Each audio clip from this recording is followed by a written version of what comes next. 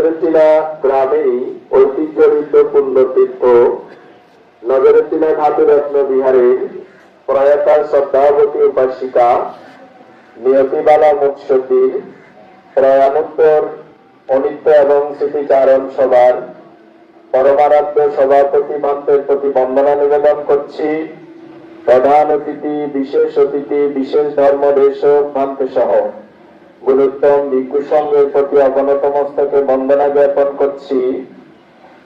পুণ্যার্থী দায়ক দায়িকা, উপাসক উপাসিকা বৃন্দ, আপনাদের সকলকে জানাচ্ছি মৈত্রীময় শুভাশিস। নিয়তি বালা মুৎসদ্দি মৃত্যুবরণ করেছেন, কিন্তু বুদ্ধ দর্শন কি বলে?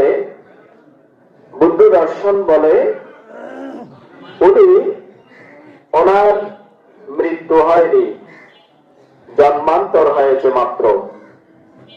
এই জন্মান্তর এটা হচ্ছে রূপান্তরের সাথে অনেকটা সামঞ্জস্যপূর্ণ। এর সাথে সামঞ্জস্যপূর্ণ একটা বাউল গান আছে এরকম: কেবলে মানুষ মরে আমি বুঝলাম না ব্যাপার, এ মানুষ মরলে পরে বিচার হবে কার। বলছি কি, আমরা সকলেই বলছি মানুষ মৃত্যুবরণ করেছে, নিয়তিবালা মুৎসদ্দির মৃত্যু হয়েছে, নিয়তি মুৎসদ্দির মৃত্যু হয়েছে, এটা আমরা সকলেই বলছি। কিন্তু সেখানে বলছেন কেবলে মানুষ মরে আমি বুঝলাম না ব্যাপার, এই মানুষ মরলে পরে বিচার হবে কার। এই দুটো লাইন একটু অনুধাবন করার চেষ্টা করুন। বলেছে মানুষ মরে, এটা কে বলেছে? মানুষ যদি মরে যায় বিচারটা কার হবে? সেজন্য বলছে কি এ মানুষ মরলে পরে বিচার হবে কার। তো বৌদ্ধ দর্শন কি বলে? অনাদি অনন্ত কাল ধরে আমরা এক জুনি থেকে জুনি, জন্ম থেকে জন্মান্তর ঘুরে চলেছি। সে অনাদি অনন্ত কালের যে জন্ম প্রবাহ, তার শুরু নির্দেশ করা কঠিন।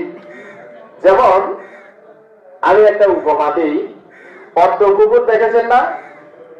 পদ্ম পুকুরে দেখবেন, পুকুরে পানি থাকুক না থাকুক, আশেপাশে যদি জমি থাকে, সব জায়গায় কিন্তু পদ্মের নাল বা শেকড় বা লতি, চট্টগ্রামের ভাষা বলে লতি, এই লতিটা ছড়িয়ে যায়। কেউ যদি জিজ্ঞাসা করে পদ্ম ফুলের উদ্ভব কোথায় হয়েছে, তার মূল গোড়াটা কোথায়, সমস্ত পুকুর তন্ন তন্ন করে খুঁজলেও কিন্তু প্রথম কোথায় পদ্ম ফুলের বিস্তার লাভ শুরু হয়েছিল, কোথা থেকে, এটা কেউ বের করতে পারবে না। পদ্ম ফুলের এত বেশি ডালপালা, এত বেশি বিস্তৃতি মাটির গভীরে, চারিপাশে জলের উপরে এবং নিচে।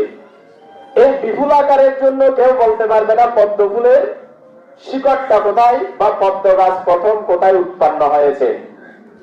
তো বুদ্ধ ভগবান বলছেন অনাদি অনন্ত কাল ধরে আমরা মাতৃজনিতে উপপাতিক সত্যরূপে নরকে, স্বর্গ, ব্রহ্মলোকে পরিভ্রমণ করে চলেছি, ভিন্ন ভিন্ন দেহ এবং এই চিত্ত প্রবাহকে সাথে নিয়ে।